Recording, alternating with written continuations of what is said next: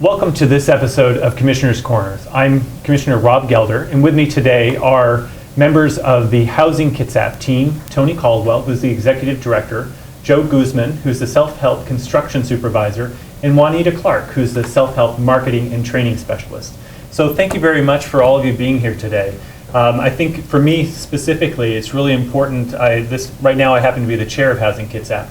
So it's really important that we do a good job of telling the community about the programs that we have to offer. And I think one of the exciting opportunities we have is our self-help program. So today I'd like to sort of focus our questions on there. And Tony, if I could start with you, and could you tell us a little bit about what the self-help program is? Sure. Well, I want to say thank you for inviting us here today to have this conversation. The self-help program really is a program that comes to us through USDA-RD, which is the U.S. Department of Agriculture Rural Development. It's a program that's really intended to provide home ownership opportunities for low-income families in our community. And what does that mean? Well, that really means that these are families that make roughly about 80% of area median income. In our case here, it's around $58,000 a year. And so to provide opportunities for these families to become homeowners and to enjoy the American dream, which is home ownership. The program works with these families to help them to build their homes through what we call sweat equity, which is to say that they put in an inordinate number of hours, roughly around 1,560 hours a year, to build their own homes. And so in reality, they put about 65% of the labor that goes into building their homes in order to accomplish this opportunity. So they build a house in the course of a year?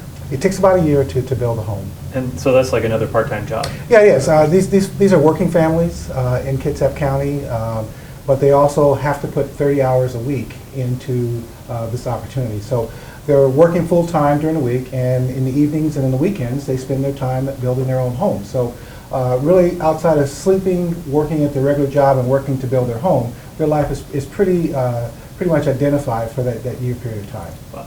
Amazing commitment. So how long has the self-help program been around? We've been doing this program here in Kitsap since 1973.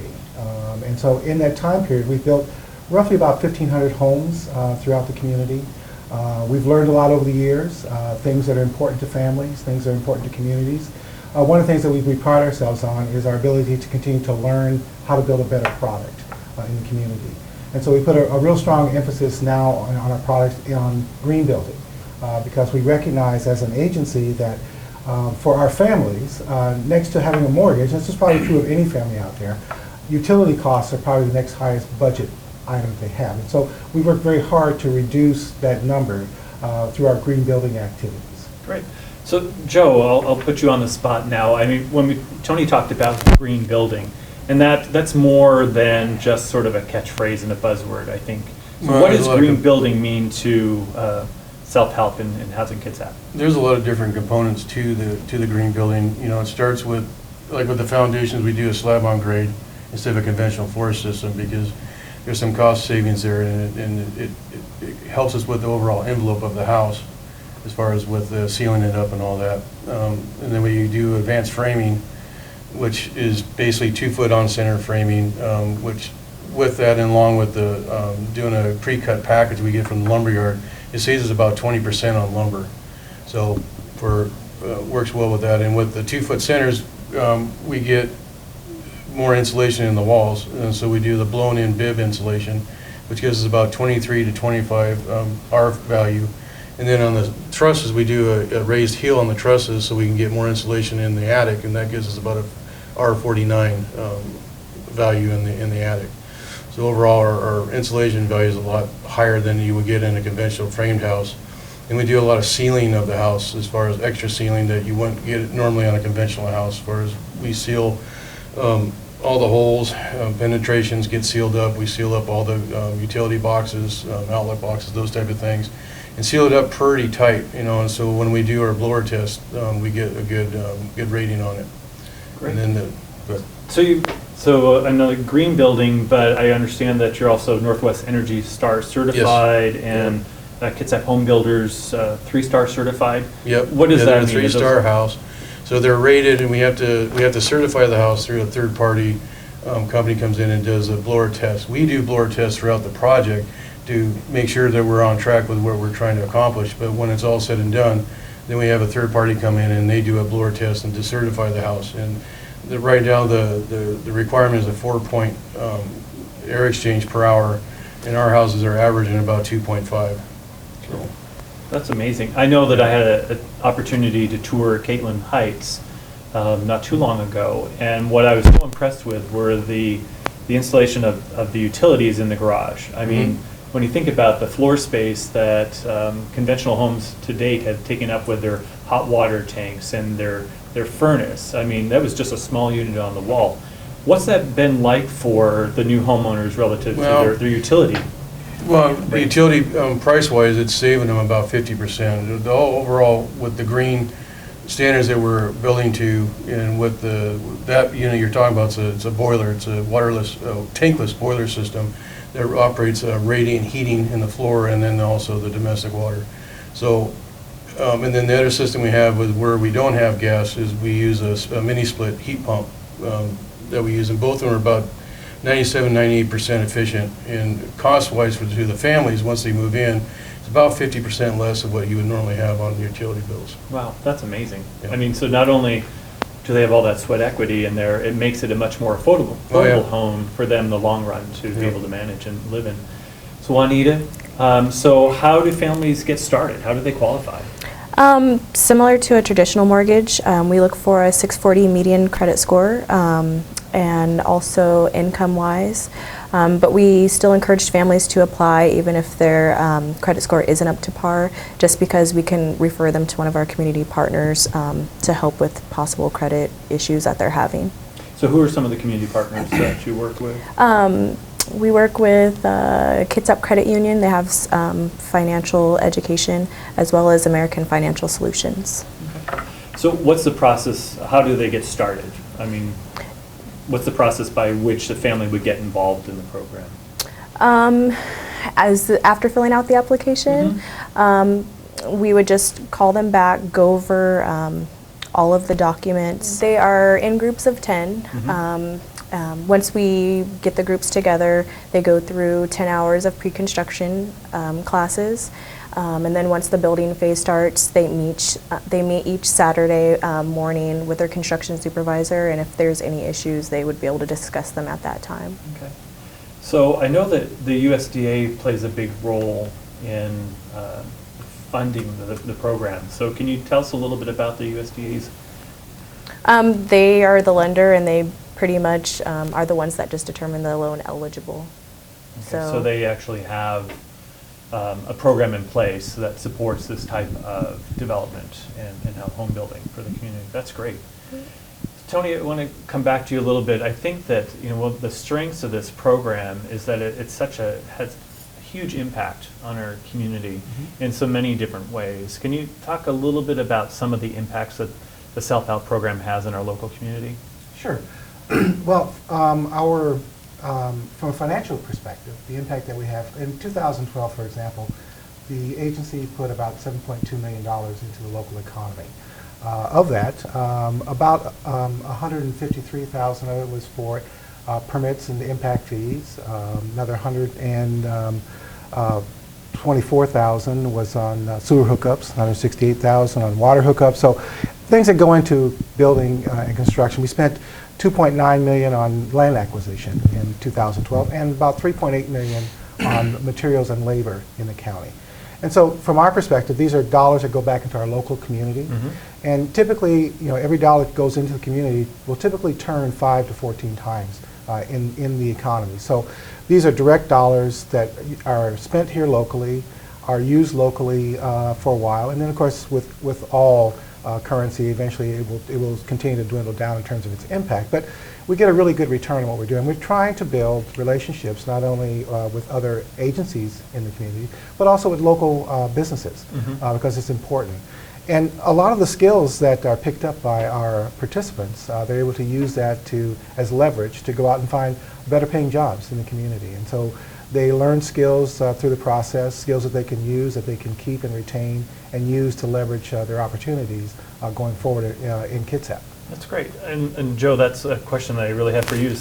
There's some side benefits to our homeowners kind of getting involved in the program, like the skill building or learning to troubleshoot as a new homeowner. Oh, yeah. Because they're not a renter anymore, so they don't have a landlord to pick up the phone and call. So can you talk a little bit about some of what you've seen in terms of people gaining new skills? Well, yeah, a lot of them, when they first start out, when we first start a new group of families, there's a good portion of them that have never, swung a hammer before or know how to read a tape measure, and so you're starting with some pretty basic skills to start out with, and by the time it's over with, they know how to use, different types of equipment and saws, example, and they know how to paint and do those maintenance type items that you would have on your home over periods of time when you live in your own house. So when the time comes, they have to paint their own home, or they need to recock the tub or something like that, they know how to do it. They don't have to hire a contractor to come in and do it for them. They can do it themselves. Sort of demystified the whole process of taking care of a home. Yeah. And, some of them, I've had a couple members, actually, myself personally, that after they got done with the program, they went into construction because they liked it so much. Very so good. It's kind of neat that they're getting a new home, but they're learning a lot of new skills, and it's interesting because it isn't just the skills that they learn. There's quite a few of them that really gain a lot of self-confidence and self-esteem that they didn't have when they started. So that's fantastic. they grow. So I mean, there's definitely, when you talk about impacts, there's those measurable dollars and cents kind of impacts, but there are those intangible impacts that we have as well in the community. That's fantastic. So can we talk a little bit about sort of along that vein, sort of how far-reaching some of those impacts are in the community? Sure. One of the things that does happen is the fact that when you build homes, obviously you're increasing the property tax base. And so each home that we build in the community creates a new tax revenue source for either the jurisdiction or the county. And so last year, in 2012, for example, we had 58 homeowners that took possession of their homes in 2012 that generated $110,000 in property taxes for the jurisdiction or the county. And that's an ongoing revenue stream out into the future. And so between that and the fact that we're able to continue to help people build life skills through our activities, and also to continue to expand our relationships with other agencies in the community and with the small business entities in our community. It's a win-win situation for everyone that's involved. So we talk about those partnerships and working with different groups in the community. Do you establish or have long-term established relationships with, say, subcontractors who, I mean, it's something beyond what I would imagine that the homeowners aren't installing their tankless there's hot water tanks certain portions of the project or the houses that have to be done by contractors. It's hard.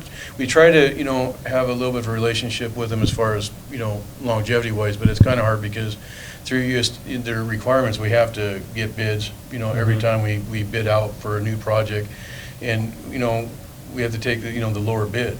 So if someone comes in and beats a guy that we've been using, well, then we have to use the new guy. But if they come in at the right price, we try to use them again. And they do a lot of the contractors, because they kind of understand the program. They'll do extra things for us that isn't really part of their part of what they bid, and help us out sometimes. So that's kind of neat too, that they understand the program. Example that if we don't have one of the windows quite in yet, and they're ready to start doing something, they'll, hey, we'll help you put that in. They just go up and do it. So it's kind of neat that a lot of the contractors and vendors, they understand what the program's all about, and they try to help us out when they can. So that's great. Yeah.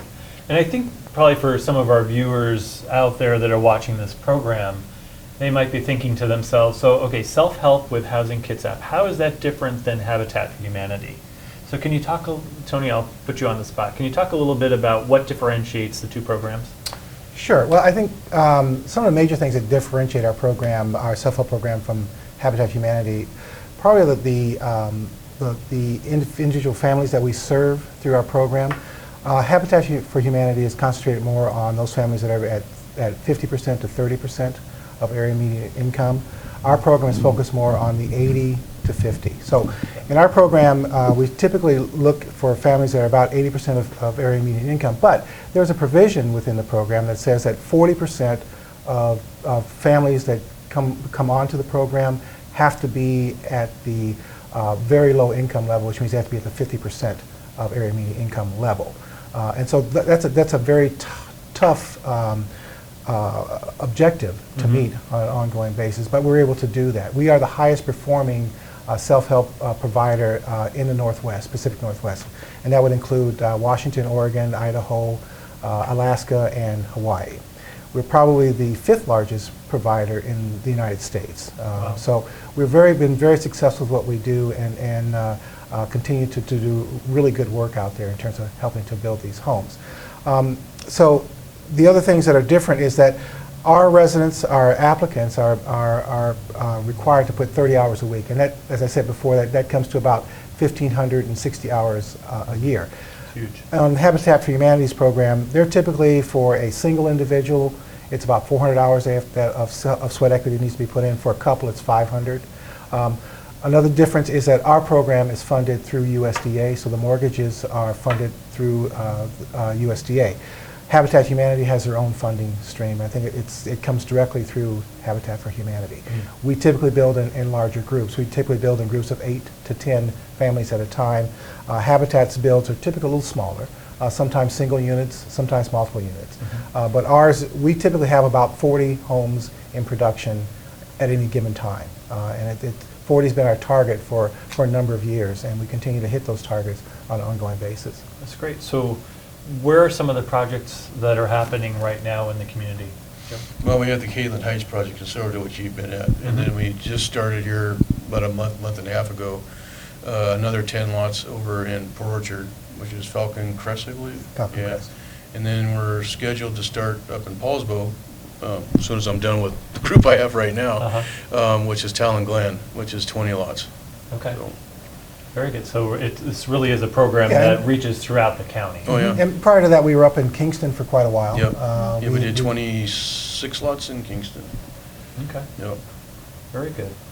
So, Joe, I'm going to go back to, you mentioned something that you had been in the program before yourself. No, I haven't. Oh, you haven't, but No, we have a couple supervisors that have. that have been. Yep. So Yep. tell us a little bit about that. I mean, so this was not only they took those skills and really parlayed that into. Well, both of a new them career? had construction experience, or previously. Okay. So but they had gone through the program, and both of them had. In fact, the one, Rossi, was in my very first group when I got hired here. Both of them were actually in my groups, different groups. But they just, we had an opportunity to hire a supervisor, and they applied and they got it. But what's kind of unique about it, the kind of thing I'd want to point out is that the thing that they got, for example, that I don't, is that when they're dealing with the families, they have their ups and downs throughout the project, and when they're having one of those down periods, those two supervisors, Nick and Ross, both, they can say, hey, I've been in your shoes, I know what you're going through, and they can honestly say that, and it means something, where I can't really necessarily say that I know what you're going through, because I haven't been through the program myself as far as a homeowner. Right. So it's kind of a unique tool that they have, to help, deal with the families. I would think from my perspective, and I haven't been involved that closely, but you have this cohort of 10 families, say, at a time, that are going through this process, spending that part-time job for a year, basically building their homes together, helping each other out. That really has got to build community. I mean, It does. It really creates a strong foundation for that neighborhood going forward, and I think that would provide as opposed to some of us who move into somebody next door and we may never even meet them, you are creating community, and that's got to be a wonderful takeaway from that. Yeah, I think it's important to realize that these people are creating a neighborhood as they're building their homes. And since they all move in together as a group, they know each other. As soon as they get the keys to their homes, the kids know each other, the families know each other. If they've got a problem in their home, they know they can go to a neighbor and say, hey, I got this issue, maybe you can help me figure it out. And they have skills that can help them to do that, rather than calling somebody in from the outside to come in and do it. Also, if they do call in someone from the outside, they understand the language and they understand what needs to be done, so they can be much more, do their due diligence, let's say, in terms of looking at bids that they might get, and realize what work needs to go into to repairing a certain situation, and so they will never be taken, so to speak, by someone who wants to charge them more money than what they should be paid for the work that they're doing, which I think is also a very, very good situation. No, that's fantastic. I want to thank you all for your time today and being part of this program, because I think it's really important that the community knows just how powerful the self-help program is with Housing Kitsap. And so thank you all for being here, and I would Thank you. Thank you. I would just encourage those who are watching this program, if you have questions, please, at the end of the program you'll see a website for Housing Kitsap, as well as a phone number to contact. So if you have questions, get in touch with the staff. They'd be more than happy to help you.